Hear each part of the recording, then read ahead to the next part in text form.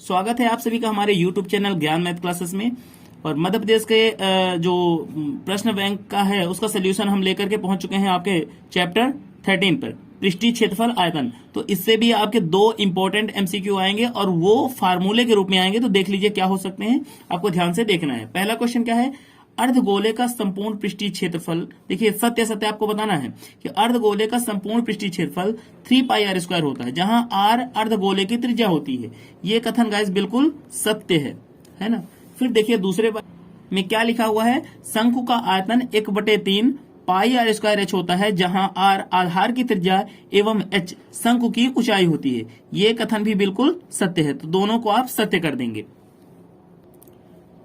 प्रश्न नंबर 2 लिखा है, एक शब्द वाक्य में उत्तर दीजिए। आपको यहाँ क्या करना है, एक शब्द या वाक्य में उत्तर देना है। जैसे घनाभ के संपूर्ण पृष्ठ का क्षेत्रफल आपको लिखना है। तो घनाभ का संपूर्ण पृष्ठीय क्षेत्रफल होता है S = 2 × LB + BH + HL, जहां LBH क्या होती है, लंबाई, चौड़ाई और ऊंचाई होती है। घनाभ के आयतन का सूत्र लिखिए। तो घनाभ का आयतन भी = होता है L × B × H। ठीक है, L और B क्या है, लंबाई, चौड़ाई और ऊंचाई। गोले के संपूर्ण पृष्ठ का क्षेत्रफल लिखिए। गोला है ना, गेंद आपके जो होती है वो गोला होता है, ठीक है ना। इसका संपूर्ण पृष्ठ का क्षेत्रफल लिखना है। तो संपूर्ण पृष्ठ का क्षेत्रफल क्या हो जाएगा, S = कितना हो जाएगा, 4 पाई आर स्क्वायर। ये सही जवाब होगा, 4 पाई r square.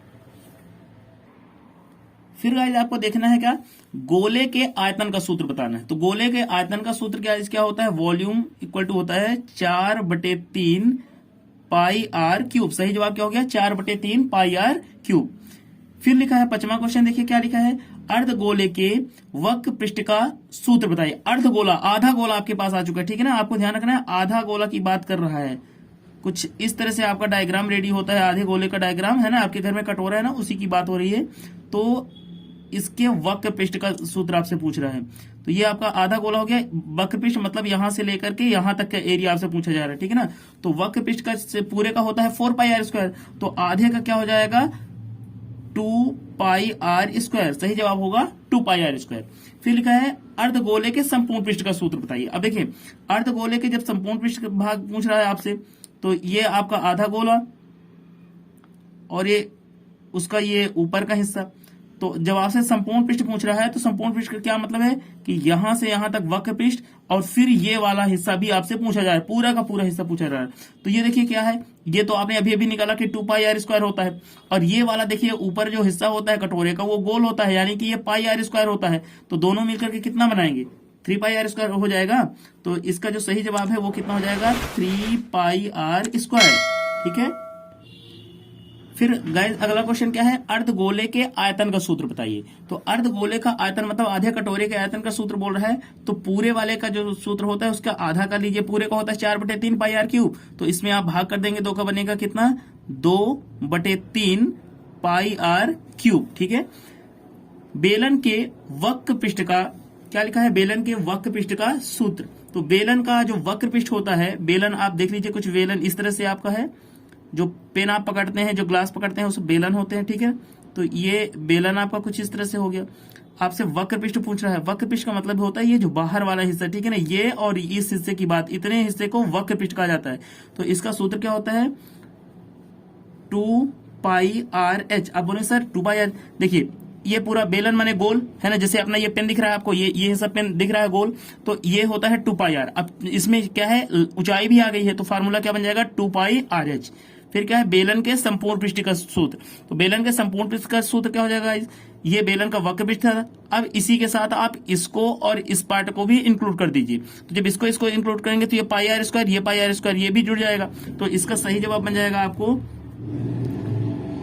2 pi r into r plus h. सही जवाब क्या होगा, 2 pi r into r plus h. बेलन के आयतन का सूत्र आपको बताना है। तो बेलन के आयतन का सूत्र क्या होता है, बेलन के आयतन का सूत्र होता है पाई आर स्क्वायर एच। ठीक है ना। फिर है अगला क्वेश्चन, देखिए क्या लिखा हुआ है, शंकु के वक्र पृष्ठ का क्षेत्रफल।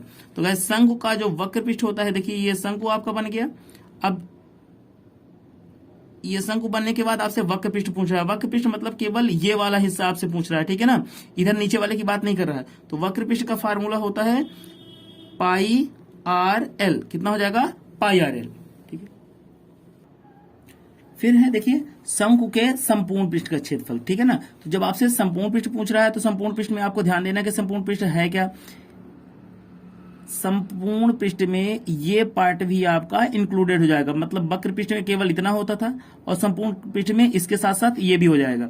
ठीक है, तो ये क्या होता था पाई आर एल, ये क्या होता है पाई आर स्क्वायर, तो दोनों को मिलाकर के बन जाएगा pi r into r plus l, pi r into r plus L.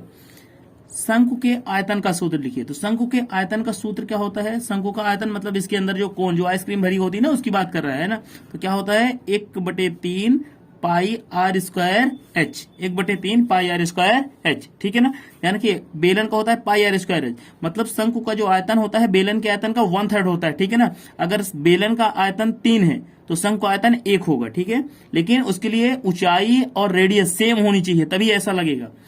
फिर देखिए लंब वृत्तीय शंकु में एल आर तथा एच के बीच का संबंध। अब आपको समझना है कि एल क्या होता है। देखिए आपका ये जो शंकु बना हुआ है, अगर हम इस पर ये परपेंडिकुलर खींच लें तो ये जो है रेडियस का काम करेगा और ये हाइट का काम करेगा और इसको ऊंचाई कहते हैं, तिर्यक ऊंचाई यानी कि एल कहते हैं।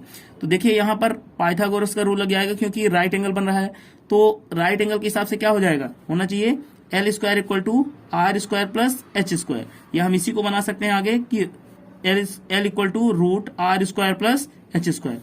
तो गाइज इस तरह से ये चैप्टर भी अपना कंप्लीट होता है। Okay, thank you.